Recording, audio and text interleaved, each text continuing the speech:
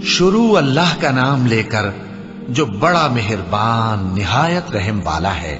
جو لوگ کافر ہیں یعنی اہل کتاب اور مشرک، وہ کفر سے باز رہنے والے نہ تھے یہاں تک کہ ان کے پاس کھلی دلیل آ جائے، یعنی اللہ کا ایک پیغمبر جو پاک اوراق پڑھ کر سناتا ہے جن میں مستحکم آیتیں لکھی ہوئی ہیں، اور اہل کتاب جو فرقوں میں بٹے ہیں تو دلیل واضح کے آنے کے بعد ہی بٹے ہیں، حالانکہ ان کو حکم تو یہی ہوا تھا کہ اللہ کی عبادت کریں، اطاعت کو اسی کے لیے خالص کرتے ہوئے یکسو ہو کر، اور نماز قائم کریں اور زکوٰۃ دیں، اور یہی مضبوط اصولوں والا دین ہے۔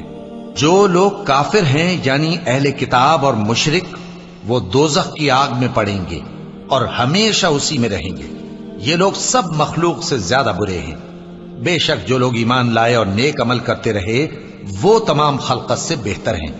ان کا صلہ ان کے پروردگار کے ہاں ہمیشہ رہنے کے باغ ہیں جن کے نیچے نہریں بہ رہی ہیں، ہمیشہ ہمیشہ ان میں رہیں گے۔ اللہ ان سے خوش اور وہ اس سے خوش۔ یہ صلہ اس کے لیے ہے جو اپنے پروردگار سے ڈر